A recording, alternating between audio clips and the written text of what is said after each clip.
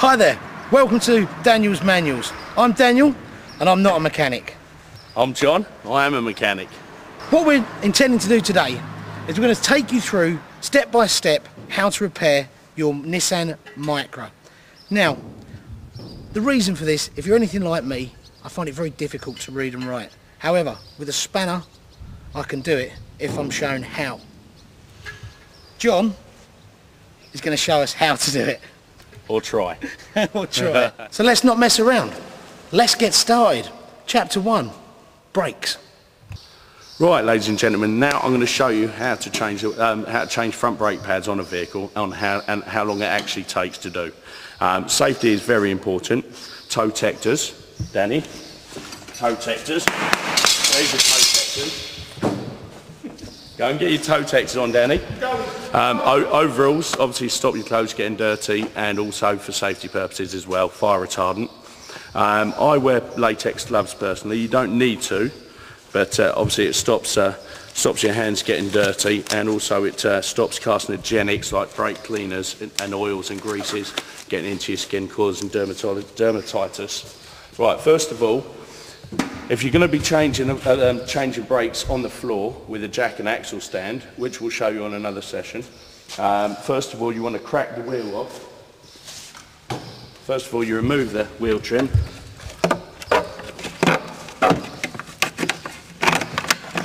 This is your breaker bar. It's not a ratchet, but you can use that for cracking the wheel nuts off before you lift it up, because obviously the vehicle is unstable on a jack or an axle stand. So we crack that wheel nut off. Move on to the next one, crack that one off, move on to the next one, so on and so forth, until they're all cracked off. So therefore you can jack it up, put your axle stand under, remove your wheel nuts safely without the vehicle rocking. We don't need to do this because we have a ramp. We have access to a ramp. This is my job. I've got to use this, John. Yeah. I can press this. Okay, so far so good. What John's going to do now is going to show you exactly how long it takes to change a set of brake pads. He's going to talk you through it step by step, and this will give us some idea of what we're really being charged for when we go into the garage.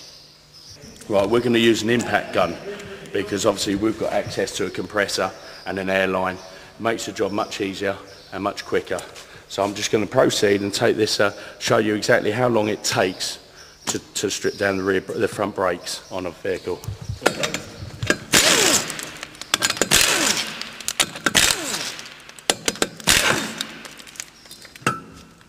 I've now removed the wheel, so it gives me access to the front brake pads, discs and caliper.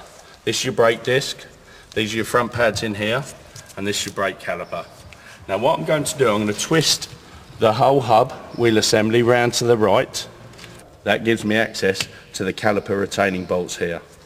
So if I just crack this bottom one off, remove the bolts, at this point it allows me to pivot the caliper up over the top there and remove this brake pad here. That, ladies and gentlemen, is your brake pads removed. Therefore we can now clean up the brakes, the caliper, and fit a new set of brake pads. The brake disc with the new brake pads, the pad carrier and the caliper. We're going to lubricate, clean these with brake each side of the corners, allows them to slide back and forth without seizing. Carcinogenic, but it does a good job.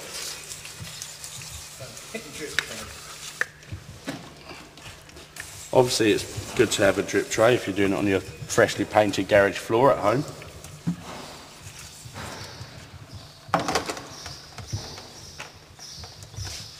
Right, once we've cleaned the brakes, we're going to check to make sure nothing is seized. By doing this, we check these pins. These allow the caliper to go back and forth. That's free, that's all good. This one here, which is free, so that's all free, that's all good. Now what we're going to do, we're going to press this piston back, therefore we can get the new brake pads in, because obviously they're a lot thicker than the old ones. I'm going to use a plumber's favourite, mate, big pipe pliers, and I'll squeeze that in slowly.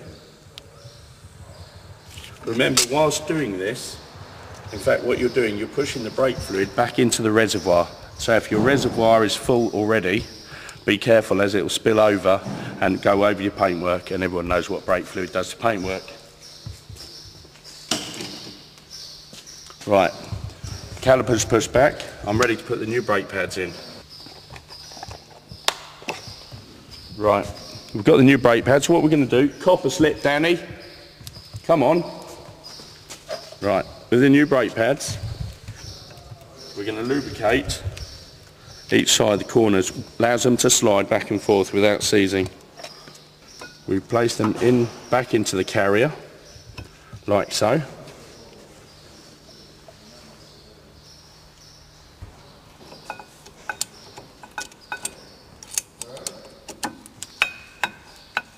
There. I'm now ready to put this caliper back down. Right, now this caliper will just pivot round and go back into position, like so. Now, it's always best, whenever you're replacing front brake pads, to replace the retaining bolts as well, as the thread stretches. One new retaining bolt. Always be sure to screw it in with your fingers first to make sure it's the right thread and to make sure you haven't cross-threaded the bolt. Once it's nipped up, like so, take your spanner, give it half a turn. To refit this bolt, we're going to torque it up after it's screwed in. We're going to torque it up to 25 pound-feet, which is the correct manufacturer's setting.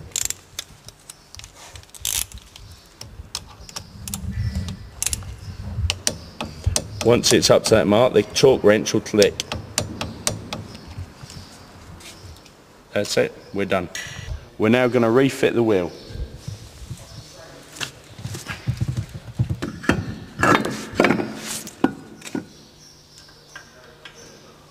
Wheel nuts, very important. They're a concave shape, therefore it locates the wheel properly, so make sure the taper goes on the inside. Screw them all by hand first.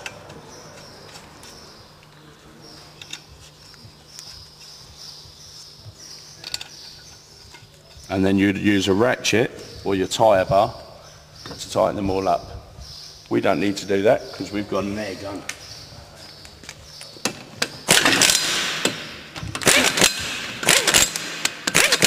We have the torque wrench set at 90 pound-feet, which is the manufacturer's settings. So we're going to torque the wheels up. Obviously you don't want to over tighten the wheels because you stretch the threads and there's a chance the wheel will fall off, and we won't want that to happen.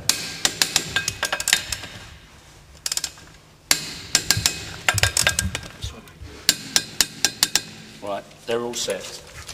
Now we're going to replace the wheel trim properly. Most wheel trims have a tyre valve part for them, so it allows the tyre valve to come out, otherwise you could catch it. Oh, this wheel trim's already been put on badly, so we'll bend that back into shape. Put that one in there.